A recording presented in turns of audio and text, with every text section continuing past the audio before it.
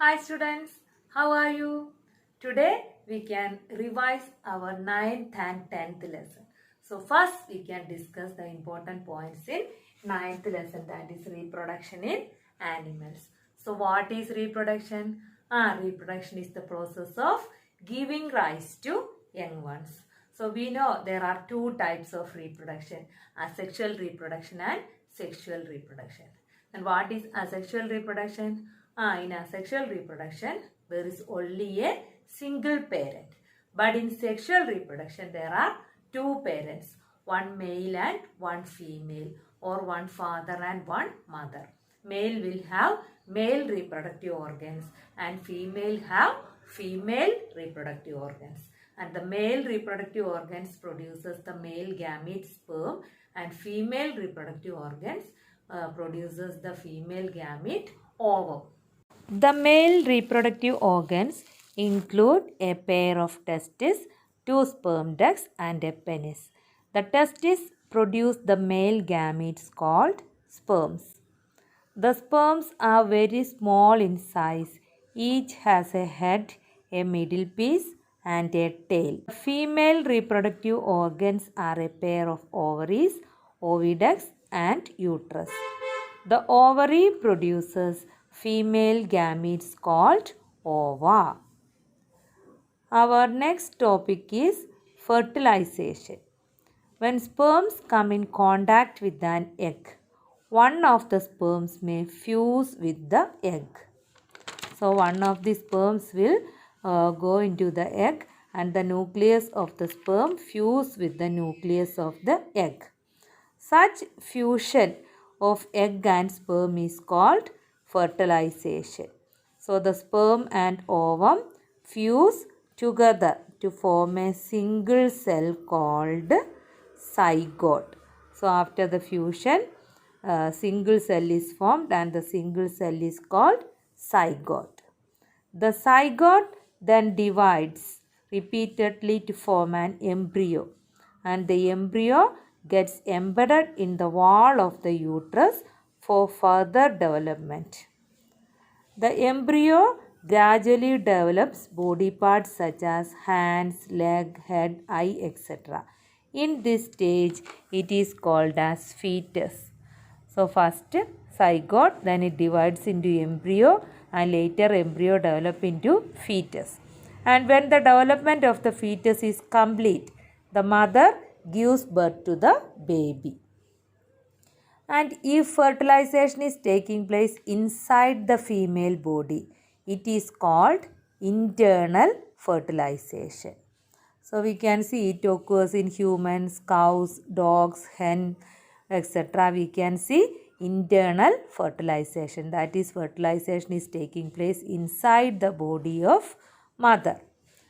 But in some animals like fish, frog, and all, fertilization takes place outside the body of the female. In these animals, fertilization takes place in water.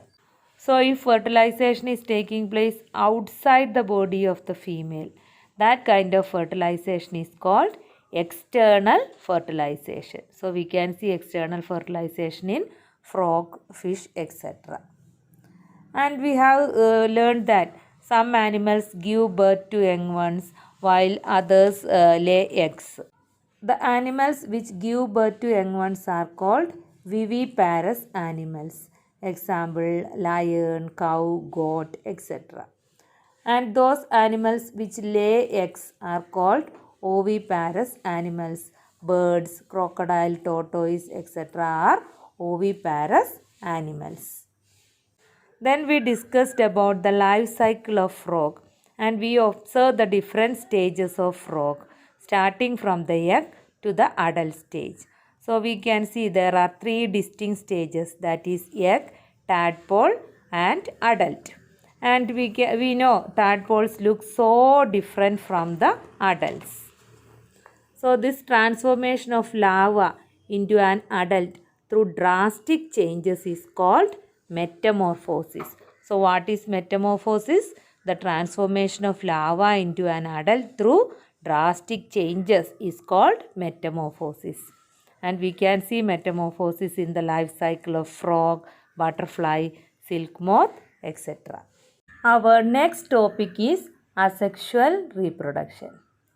The type of reproduction in which only a single parent is involved is called asexual reproduction.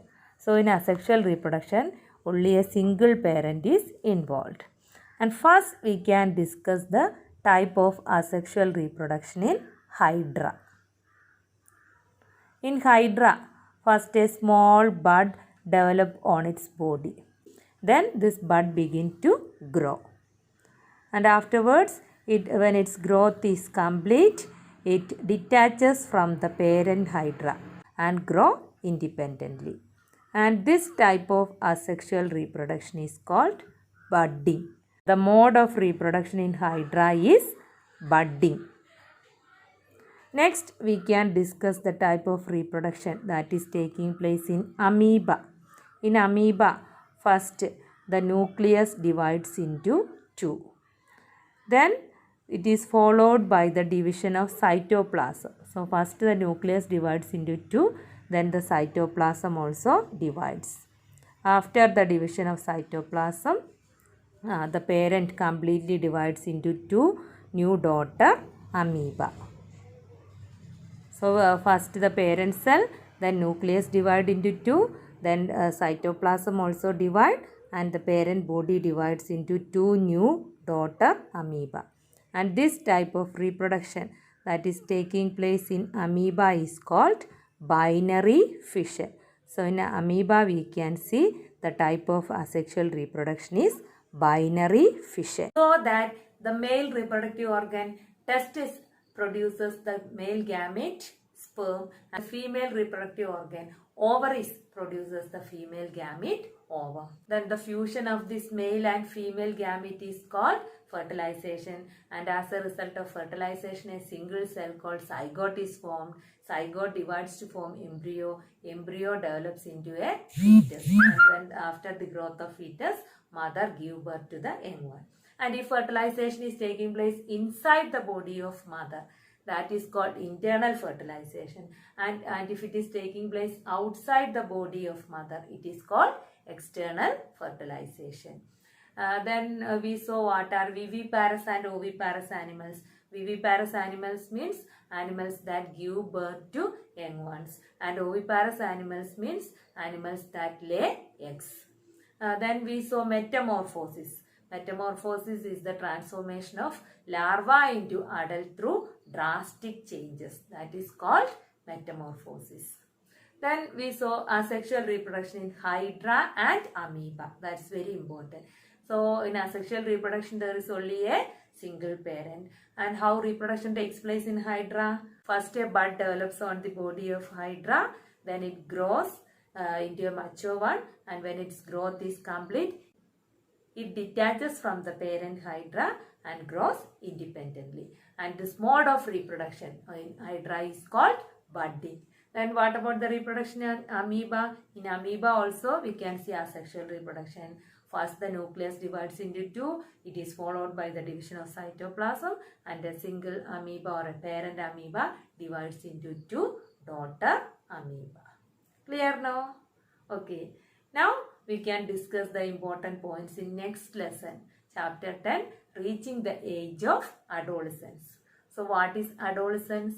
The period of life when the body undergoes changes leading to reproductive maturity is called adolescence. Now we can discuss what are the changes that is taking place in the body of boys and girls during puberty. So first we can see that there is an increase in height. And what is the second? The change in body shape. We can see a change in the body shape. In boys, the shoulders become broader and the muscles grow more prominently. And in girls, the region below the waist becomes wider. Then third change is voice change. So boys develop a larger voice box, and it can be seen as a protruding part of the throat called Adam's apple. That's important. So protruding part of the throat, that is Adam's apple. Then girls have a high-pitched voice, whereas boys have a deep voice. The next change is the increased activity of sweat and sebaceous glands, and also we can see there is a development of sex organs also. Our next topic is secondary sexual characters. In girls, breasts begin to develop and boys begin to grow facial hair. And as these features help to distinguish the male from female, they are called secondary sexual characters. And the changes that is taking place in the body of boys and girls during this adolescent age is due to the action of some hormones.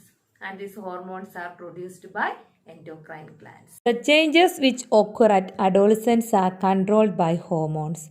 These hormones are produced in endocrine glands and are released into blood. Now we can look at some of the glands and the hormones secreted by them. Pituitary gland. It produces growth hormone and the hormones that stimulate testes, ovaries, adrenals and thyroid to produce their hormones. Then thyroid gland produces the hormone thyroxine. Pancreas produces the hormone insulin. Adrenal glands produce the hormone adrenaline. Testes produce the hormone testosterone and ovaries produces the hormone estrogen. Then these hormones play an important role in completing the life history of insects and frogs also. Metamorphosis in insects is controlled by insect hormones. In a frog, its life cycle is controlled, or metamorphosis in its life cycle is controlled by thyroxine, the hormone produced by thyroid. Our next topic is reproductive phase of life in humans. The capacity for maturation and production of gametes lasts for a much longer time in males than in females. In females, the reproductive phase of life begins at puberty and generally lasts till the age of approximately 45 to 50 years. If fertilization does not occur, the released egg and the thickened lining of the uterus, along with its blood vessels, are shed off. This causes bleeding in women, which is called menstruation. Menstruation occurs once in about 28 to 30 days. The first menstrual flow begins at puberty and is termed as menarche. At 45 to 50 years of age, the menstrual cycle stops. Stoppage of menstruation is termed as menopause. Our next topic is sex determination, or how is the sex of the baby determined. We know all human beings have 23 pairs of chromosomes in the nuclei of their cells. Out of this, the 23rd pair of chromosomes are called as sex chromosomes. And in female, the 23rd pair or the sex chromosomes have 2 X chromosomes. But in males, the sex chromosomes are X and Y. One chromosome is X and the other one is Y. The gametes have only one set of chromosomes. The unfertilized egg always has X chromosome. But sperms are of two kinds. Some sperms have X chromosome and some have Y chromosome. When a sperm containing X chromosome fertilizes the egg, the zygote would have 2 X chromosomes and develop into a female child. If the sperm contributes a Y chromosome to the egg at fertilization, the zygote would develop into a male child. So if the sperm has X chromosome, the child will be a girl, and if the sperm have Y chromosome, then the child will be a boy. Our next topic is reproductive health. The physical and mental well-being of an individual is regarded as an individual's health. To keep the body healthy at any age, everybody needs a balanced diet. And adolescence is a stage of rapid growth and development. So, adolescents need a balanced diet Along with balanced diet, they should include lot of fruits and vegetables in their diet. They should eat food items rich in iron, protein and all. And avoid fast foods and soft drinks. They should observe personal hygiene and undertake adequate physical exercises.